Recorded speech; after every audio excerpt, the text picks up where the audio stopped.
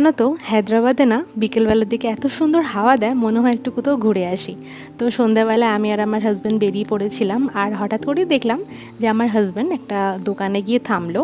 আমি একদমই জানতাম না, তবে অনেক দিন ধরেই কিন্তু মোমো খাবো বলে বলছিলাম। তো গিয়ে দেখলাম মোমোরই দোকান। তো আমরা না স্টিম চিকেন মোমো নিয়েছিলাম, খুব ভালো খেতে ছিল জানো তো। সাথে যে তোমরা এই শেজওয়ান চাটনিটা দেখছো, এটা কিন্তু ভীষণ স্পাইসি ছিল, তবে ততটাই টেস্টিও ছিল। খাওয়া দাওয়ার পর আমাদের একটু সবজি বাজারও করার ছিল, তাই তাড়াতাড়ি খেয়ে আমরা চলে আসলাম এখানে কেপিএন ফ্রেশে, যেখান থেকে আমরা অলওয়েজ সবজি বাজারটা করি। আচ্ছা, তোমরা কি কেউ বলতে পারবে এই ফলগুলোর নাম?